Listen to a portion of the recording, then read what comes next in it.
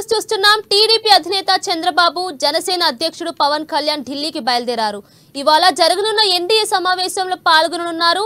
ఇక ఎన్డీఏకు మద్దతుపై లాంఛనంగా తీర్మానం చేయనున్నారు. ఈ నెల 9న రాష్ట్ర ముఖ్యమంత్రిగా చంద్రబాబు ప్రమాణ స్వీకారం చేసే అవకాశం ఉంది.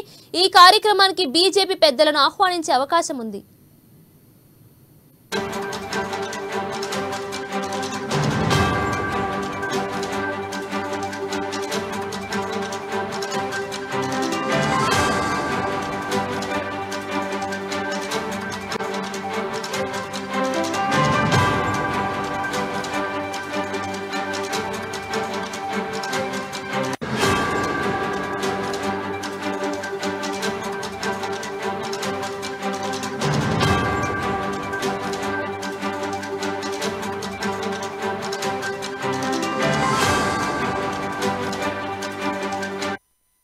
బ్రేకింగ్ న్యూస్ చూస్తున్నాం. టీడీపీ అధినేత చంద్రబాబు జనసేన అధ్యక్షుడు పవన్ కళ్యాణ్ ఢిల్లీకి బయలుదేరారు.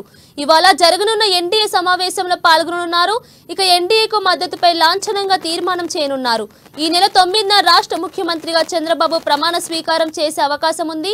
ఈ కార్యక్రమానికి బీజేపీ పెద్దలను ఆహ్వానించే అవకాశం ఉంది. ఇక దీనిపై పూర్తి అప్డేట్స్ మా ఇన్పుట్ ఎడిటర్ శ్రీనివాస్ అందిస్తారు. చెప్పండి శ్రీనివాస్. రైట్ కీర్తన, ఏదైతే అసెంబ్లీ ఎన్నికల్లో ఘన విజయం తర్వాత ఏదైతే టీడీపీ అధినేత కాబోయే ముఖ్యమంత్రి చంద్రబాబు నాయుడు కొద్దిసేపటి క్రితం మీడియాతో మాట్లాడిన తర్వాత ఢిల్లీకి బయలుదేరి వెళ్లారు. అదేవిధంగా జనసేనాని పవన్ కళ్యాణ్ కూడా ఢిల్లీకి బయలుదేరి వెళ్ళడం జరిగింది. ఇరువురు నేతలు కూడా వేరువేరుగా ఢిల్లీకి బయలుదేరారు. అయితే ప్రధానంగా ఈరోజు సాయంత్రం ఎన్డీఏ కీలక సమావేశం జరగబోతుంది. ఈ కీలక సమావేశంలో ఎన్డీఏ పక్షాలపై ఇటు టీడీపీ జనసేన రెండు పార్టీల అధినేతలు కూడా పాల్గొనబోతున్నారు.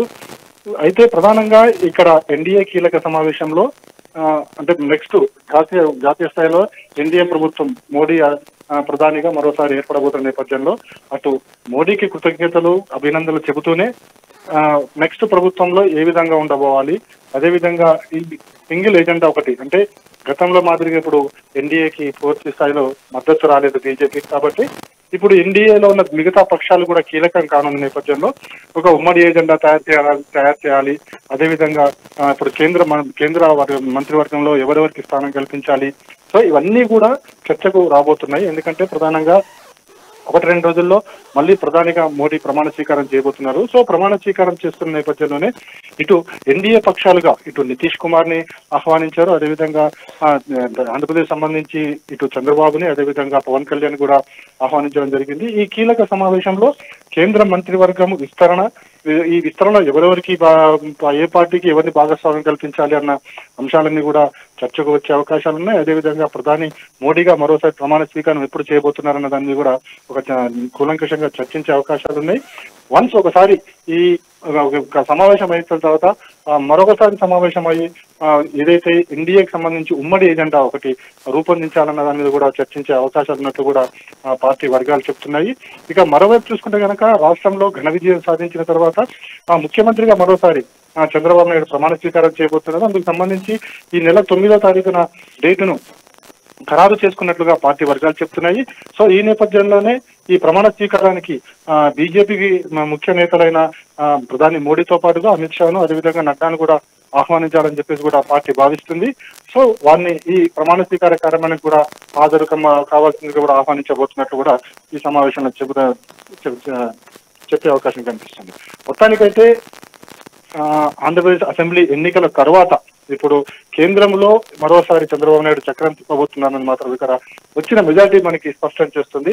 సో ఈ నేపథ్యంలో రాష్ట్రానికి సంబంధించిన బెనిఫిట్స్ ఏవైతున్నాయో మనకి ఆ బెనిఫిట్స్ అన్నిటిని కూడా ఈసారి కేంద్రం ముందు పెట్టుకుని ఈసారి తీసుకొచ్చే అందులో భాగంగానే ఇప్పుడు ఇండియాలో చంద్రబాబు నాయుడు టీడీపీ జనసేన కీలక భాగస్వామ్యం ఉండబోతుంది. తద్వారా రాష్ట్రానికి మేళ్లు జరిగేందుకు రాష్ట్రానికి కావాల్సిన హక్కులు రాష్ట్ర విభజన తర్వాత ఏవైతే రావాల్సిన వాటన్నింటినీ కూడా తెచ్చుకునేందుకు ఈసారి మంచి అవకాశంగా టీడీపీ భావిస్తుంది. కాబట్టి ఇండియాలో భాగస్వామ్య పక్షంగా మంత్రివర్గంలో చేరడము అదేవిధంగా రాష్ట్రానికి కావాల్సిన అన్ని ప్రాధాన్యతలను కూడా తెచ్చుకోవడమే ఇప్పుడు ముఖ్య ఉద్దేశంగానే ఈ సమావేశం ఉండబోతుందని మాత్రము పార్టీ వర్గాలు చెప్తున్నాయి. కీర్తన, థ్యాంక్ యూ.